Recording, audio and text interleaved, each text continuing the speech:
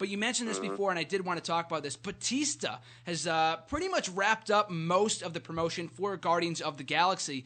And it's really all up in the air right now. I know there were a few reports, and there have been countless reports when it comes to Batista not liking what creative did and stuff like that.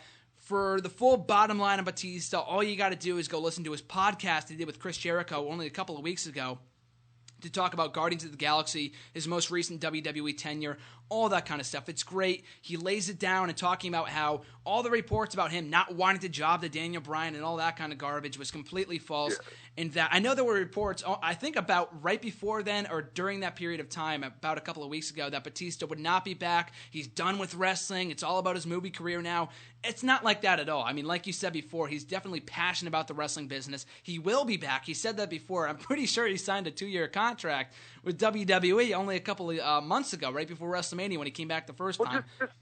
Just think about it. I mean, yeah, The Rock has had some big movies, obviously.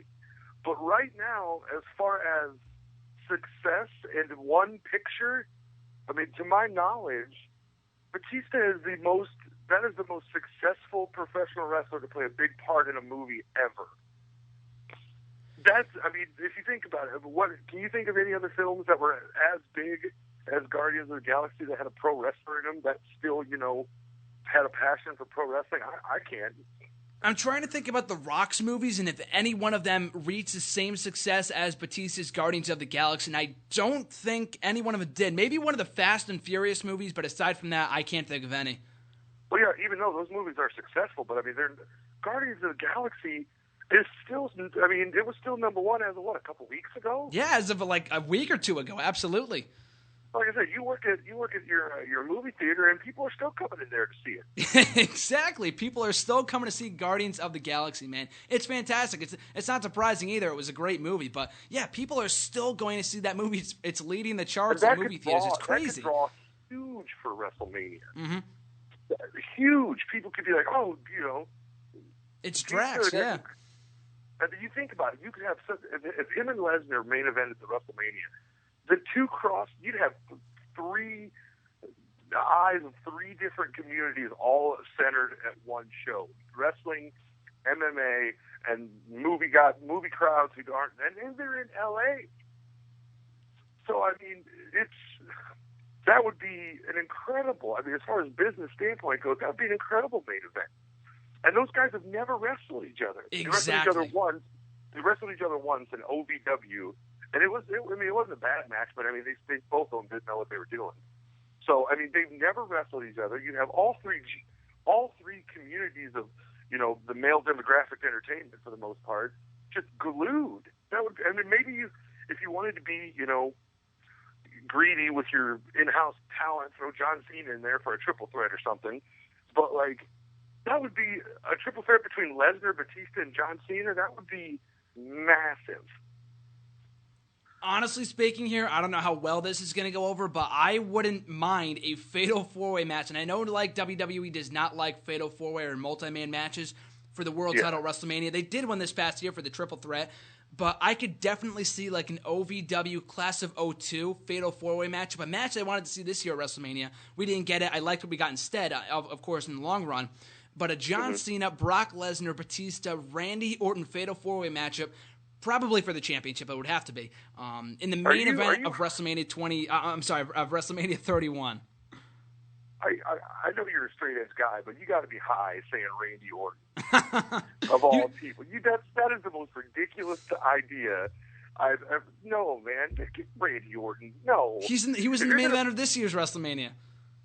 I disagreed with it then too, and so did the entire wrestling universe. That's why.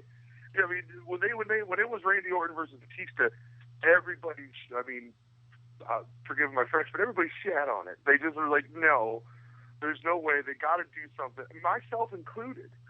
Leading up to WrestleMania 30, I was probably the most unhappy I've been as a wrestling fan my entire life. I mean, I like Batista, don't get me wrong, but as far as I can remember wrestling, I was like, I don't want to see Randy Orton, Batista.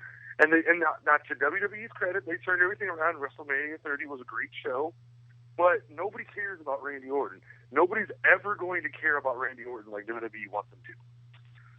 And I think if you're going to put a fourth guy in that match, it's got to be Daniel Bryan. Those three guys stand alone on themselves, face or heel, doesn't matter. Those guys are going to draw money. You grab I'm not even saying Daniel Bryan, whoever your top baby face is at the time, whether it be a Roman Reigns, whether it be but it has to be somebody who's not established, and then have that man go over. Because when you get those three people in the ring, the Cena, Lesnar, and Batista, you can't have either one of them beat each other. You just can't. There's no way you could pull that off. You'd have the fourth man, who is a WWE homegrown guy, win and put over your own company, and it'd be not as a dig. Don't get me wrong, not as a dig to the other forms of entertainment, but just as a wrestling promotion, you put over your biggest wrestling guy. Because Cena transcends. I hate to say it. He transcends just wrestling, in my opinion. I mean, everybody knows who John Cena. John Cena is a brand. As much as, he's a polarizing figure, he's a brand. People don't look at John Cena, I don't think, and think WWE. They look at John Cena and say, there's people who don't watch wrestling that know who John Cena is. He's not on the level of The Rock in that respect, but he's pretty damn close. So you got to have the wrestler go over the movie star, the MMA guy, and the Hulk Hogan of our generation. That's just, in my opinion.